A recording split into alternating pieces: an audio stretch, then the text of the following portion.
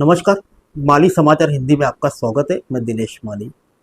जरांगे का मंत्री छगन भुजबल पर आरोप, मराठा और ओबीसी को विभाजित करने के लिए दे रहे हैं भड़काऊ बयान। आइए जानते हैं विस्तार से।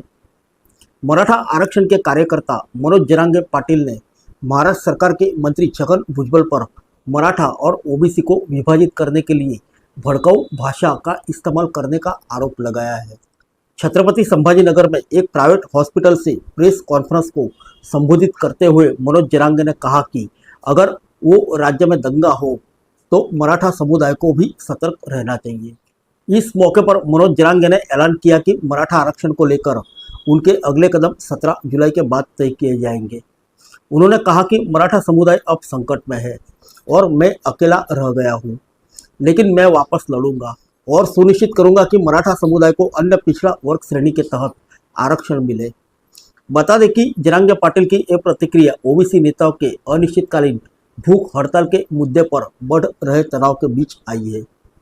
मनोज जरांगे सभी मराठा और उनके रक्त संबंधियों को कुणबी प्रमाण पत्र जारी करने की मांग करते हुए विरोध प्रदर्शनों का नेतृत्व कर रहे हैं ताकि वे सभी ओबीसी कोटा का दावा कर सके। इस बीच ओबीसी मौजूदा कोटा की रक्षा के लिए मंत्री और ओबीसी नेता छगन भुजबल के आसपास लामबंद हो रहे हैं। बता दें कि मंत्री छगन भुजबल ने पुणे में भड़काऊ बयान दिया था, जिसमें उन्होंने कहा था कि अपनी जंग लगी तलवारें तैयार रखो।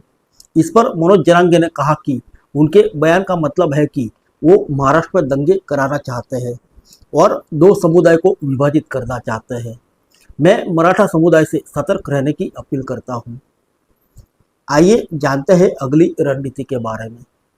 मनोज जरांगे ने कहा कि राज्य के मंत्री शंभूराज देसाई ने मराठा प्रदर्शनकारियों से 13 जुलाई तक इंतजार करने का अनुरोध किया है, तो हम 13 जुलाई के बाद अगली रणनीति के बारे में फैसला करेंगे। इस दौरान उन्होंने मराठा समुदाय के सदस्यों से अगले महीने आयोजित रैलियों में भाग लेने की अपील की ताकि ओबीसी समूह के तहत आरक्षण का दावा करने के उनके अधिकार के बारे में जागरूकता बढ़ाई जा सके। फिर मिलेंगे अगले बुलेटिन में अन्य किसी खबर के साथ। तब तक के लिए इजाज़त दीजिए। नमस्कार।